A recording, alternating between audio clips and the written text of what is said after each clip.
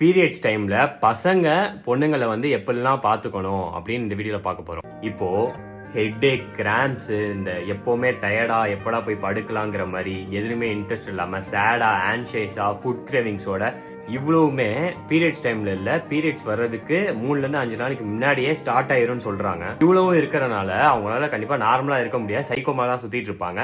அப்ப நீ என்ன பண்ணணும்? உன்னால எவ்வளவு பொறுமையா இருக்க முடியுமோ அவ்வளவு பொறுமையா இருந்து அவங்க பாத்துக்கணும். ஃபர்ஸ்ட் நீ என்ன பண்ண போறனா, ஒரு ஃப்ளவர், ஒரு சாக்லேட், இது ரெண்டுமே யாருக்குமே பிடிக்காம இருக்காது. அதை வாங்கிட்டு போய் கொடுக்குற அவங்களுக்கு வந்து கொஞ்சம் மூட் நல்லா மாறும். அதுவும் இல்லாமல் நான் முன்னாடியே சொன்ன மாதிரி அவங்களுக்கு ஃபுட் கிரேவிங்ஸ்னால் கொஞ்சம் அதிகமாக இருக்கும். அதனால் அவங்களுக்கு என்ன ஃபுட்லாம் பிடிக்குமோ அதெல்லாம் வாங்கி கொடு. உனக்கு சமைக்க தெரிஞ்சா சமைச்சு கொடு, இன்னும் சூப்பராக இருக்கும். எனக்கு தான் பாய் ஃப்ரெண்டே இல்லையே, என்னை யார் இப்படிலாம் பார்த்துக்கிறது அப்படின்னா, வெயிட் பண்ணு, ஒருத்தவங்க வருவாங்க. இந்த அது வரையும் இது ஒன்று வாங்கிக்கோ. அப்புறம் பையன் நீ இதை பார்த்துட்டு இருக்கன்னா இந்த ரீல்ஸ் வந்து சேவ் பண்ணி வச்சுக்கோ. இனிமே வரவங்களை வந்து நல்லா பார்த்துக்கோ. ஒழுங்கா இருங்க.